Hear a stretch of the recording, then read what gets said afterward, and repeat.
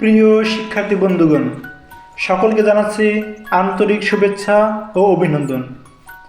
আজকে আমরা আলোচনা করব গাজী মিয়া, যিনি মীর মোশাররফ হোসেন নামে পরিচিত। গাজী মিয়া হলো তার সাহিত্যিক ছদ্মনাম। তিনি ছোটবেলা থেকেই ছিলেন অত্যন্ত মেধাবী। তো তার বিষয়ে আজকে আমরা কিছু গুরুত্বপূর্ণ তথ্য নিয়ে এই ভিডিওটি সাজিয়েছি। চলুন। মীর মোশাররফ হোসেন জন্ম। মীর মোশাররফ হোসেন জন্মগ্রহণ করেন 1847 সালের 13ই নভেম্বর কুষ্টিয়া জেলার লাহিড়ীপাড়া গ্রামে।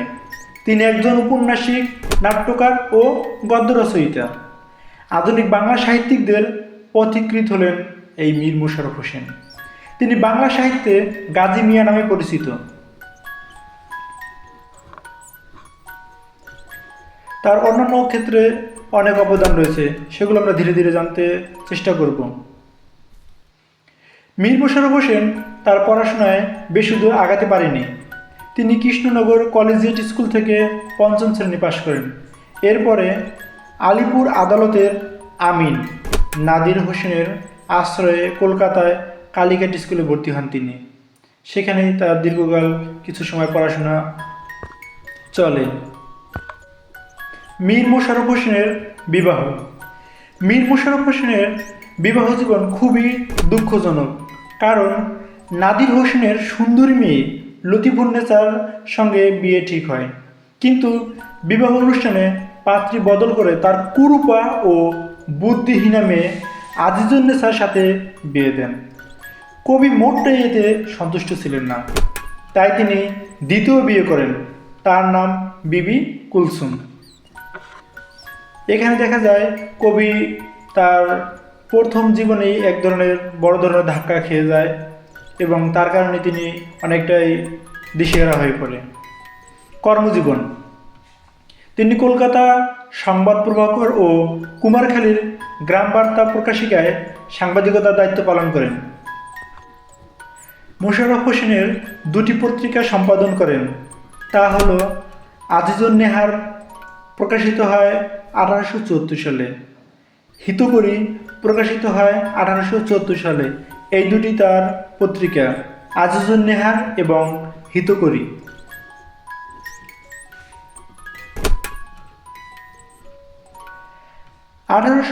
সালে তিনি দেলদুয়ার এস্টেটের ম্যানেজার হয়ে টাঙ্গাইলে আগমন করে, কিন্তু বিভিন্ন ঘটনার শিকার হয়ে তিনি নিজ গ্রামে লাহিড়ীপাড়ায় ফিরে আসেন। মীর মোশাররফ হোসেন আধুনিক বাংলা সাহিত্যের সমন্বয়ধর্মী ধারার প্রবর্তক হিসেবে খ্যাতি অর্জন করেন। তার সাহিত্য গুরু কাঙ্গাল হরিনাথ। তিনি প্রথম গুরুত্বপূর্ণ মুসলিম লেখক। এটা খুবই গুরুত্বপূর্ণ। তার সাহিত্য গুরু কে ছিলেন? কাঙ্গাল হরিনাথ। মনে রাখবেন সবাই এবং নোট করে নেবেন। মীর মোশাররফের সাহিত্য। তিনি 35টি গ্রন্থ রচনা করেন।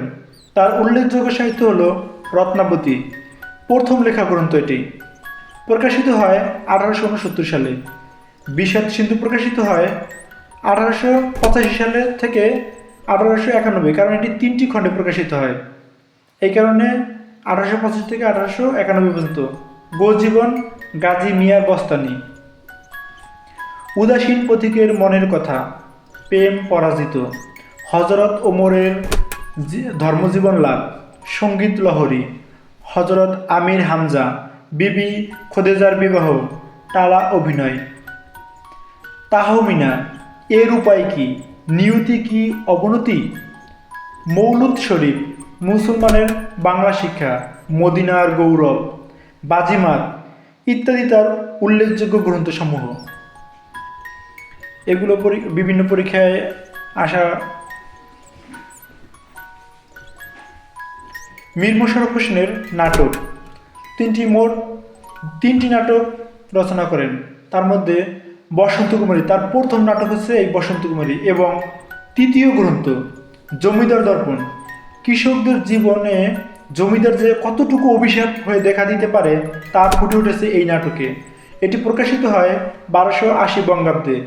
তার তৃতীয় নাটক বেহুলা নীতিনাট্য। মীর মোশাররফ হোসেনের প্রহসন। মীর মোশাররফ হোসেনের একমাত্র প্রহসনের নাম এর উপায় কি? 19 শতকের এক শ্রেণীর লোক স্ত্রীর প্রতি অবহেলা দেখিয়ে মদ ও পতিতাবৃত্তিতে আকৃষ্ট হয়ে নানা ধরনের অনাচার ও উচ্ছৃঙ্খলতায় নিমজ্জিত হয়েছিল। লেখক এই বিষয়টা তুলে ধরেছেন এখানে।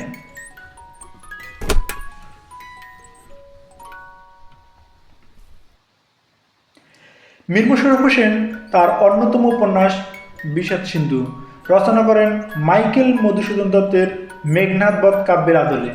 এখানে তিনি অ্যান্টি হিরোকে প্রধান চরিত্রে রূপায়িত করেছে। মীর মোশাররফ হোসেন তার খ্যাতি লাভ করেছে মূলত বিষাদ সিন্ধু রচনা করে।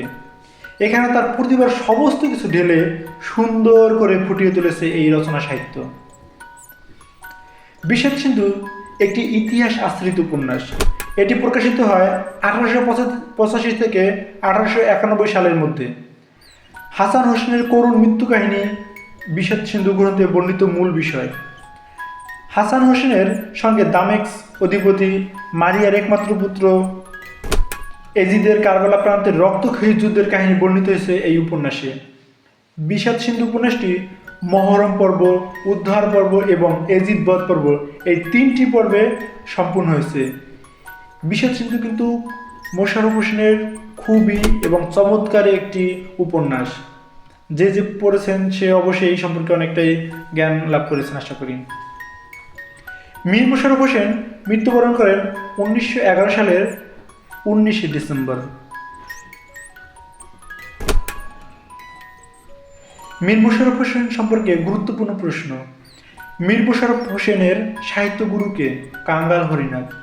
মোশাররফ হোসেনের প্রথম গ্রন্থ কি? রত্নাবতী। মীর মোশাররফ হোসেনের শ্রেষ্ঠ গ্রন্থ কোনটি? বিষাদ সিন্ধু। গজীবন কেমন রচনা? প্রবন্ধ গ্রন্থ। এইগুলো পরীক্ষার জন্য খুবই গুরুত্বপূর্ণ। জমিদার দর্পণ নাটকের দৃশ্য ও অঙ্ক সংখ্যা কত? 3 অঙ্ক ও দৃশ্য সংখ্যা 9টি। মোশাররফ হোসেন কোন ছদ্মনামে লিখতেন? গাজী মিয়া ছদ্মনামে লিখতেন। আধুনিক বাঙালি মুসলমান সাহিত্যিকদের পথিকৃত হচ্ছে কে? মীর মোশাররফ হোসেন। বিষাদ সিন্ধু কোন ধরনের রচনা? এটি একটি উপন্যাস। তো আজকের মতো এখানে ভিডিওটি শেষ করছি। সকলে ভালো থাকবেন, সুস্থ থাকবেন এবং ঈশ্বরের কাছে প্রার্থনা করবেন যেন পৃথিবীর সমস্ত জীব সুখে শান্তিতে থাকে।